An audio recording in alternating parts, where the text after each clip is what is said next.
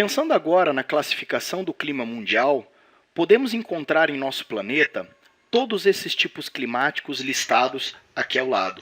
Os seus nomes, assim como ocorre no Brasil, também estão associados à posição latitudinal.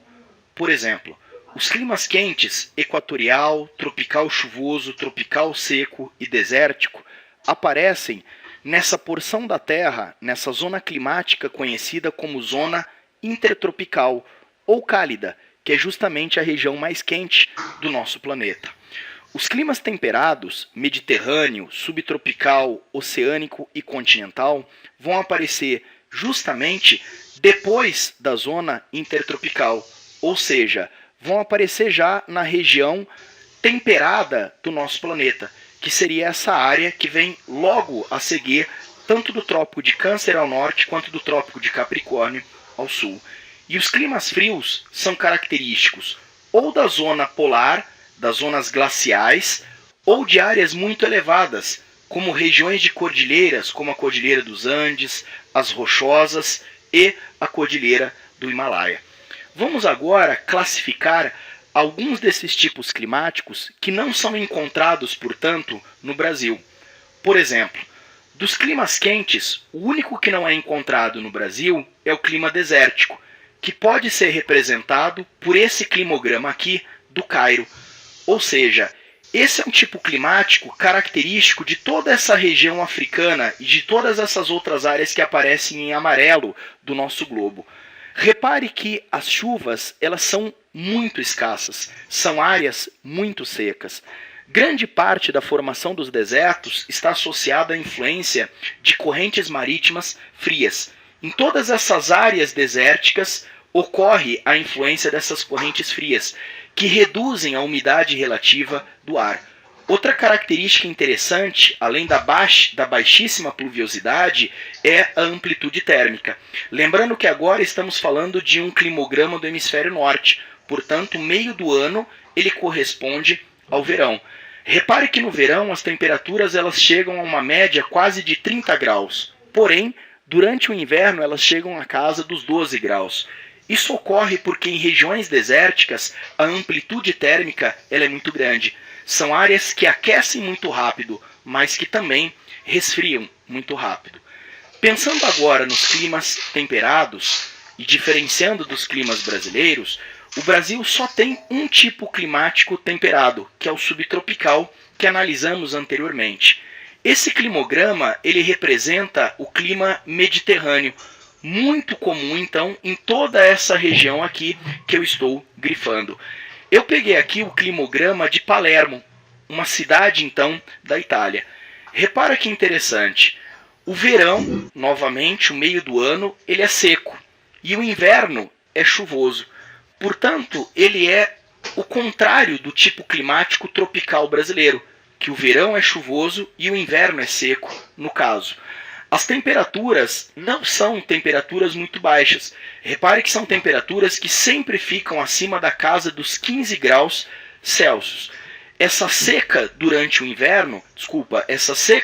verão, normalmente ela está associada à influência de massas de ar extremamente secas vindas de regiões desérticas, como por exemplo do Saara. Pensando em um outro tipo climático temperado que não aparece no Brasil, o oceânico, esse também é muito interessante. Olha só, eu peguei aqui o exemplo do clima temperado oceânico da Irlanda, portanto, muito comum em toda a região do Reino Unido. Repare que as chuvas elas ocorrem em abundância. Sempre chove um pouquinho, sempre chove um pouco mais do que a casa de 100 milímetros mensais. O que chama muito atenção é a temperatura. A temperatura do temperado oceânico, por causa da influência da maritimidade, ela não varia muito. Ou seja, a amplitude térmica no temperado oceânico ela é menor. Menor que o temperado continental. Então, olha só, Moscou é um clássico exemplo de clima temperado continental. Toda essa região aqui. Que ao invés então de ter a influência da maritimidade, tem a influência da continentalidade. E você repara a influência da continentalidade justamente onde? Na amplitude térmica. Repare então que durante o verão, os meses de verão, as temperaturas elas chegam quase à casa dos 20 graus. Só que essas temperaturas elas despencam durante os meses de inverno, justamente porque em áreas que sofrem a influência da continentalidade, o aquecimento ocorre muito rápido, assim como o resfriamento também ocorre muito rápido. Pensando agora nos climas frios, que não ocorrem no território brasileiro, esses tipos climáticos estão associados a áreas onde a radiação solar não consegue aquecer perfeitamente o ar. Por isso que são áreas tão frias assim. Por exemplo, esse climograma ele representa o tipo climático polar da Groenlândia. Repare que raramente as temperaturas ultrapassam então a linha de temperaturas positivas. Estão praticamente o ano todo abaixo de zero. As chuvas não são tão abundantes e normalmente caem na forma de neve. Isso ocorre porque os raios solares nessas regiões da Terra, eles praticamente tangenciam o globo, resvalam na superfície da Terra, não conseguindo aquecer perfeitamente o ar. Por isso, então, as baixas temperaturas. Algo semelhante ocorre em áreas montanhosas, onde o ar é rarefeito. Sendo o ar rarefeito, também fica muito difícil ocorrer o seu aquecimento pela radiação solar. Temos aqui um climograma do Tibete, dessa área então aqui destacada do globo.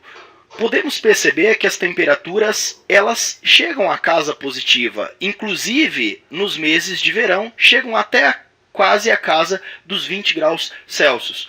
Porém, nos meses de inverno não é raro caírem para temperaturas negativas.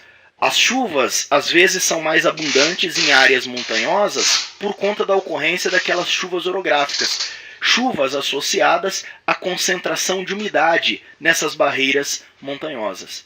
Na sequência, vamos responder um exercício sobre a classificação do clima mundial.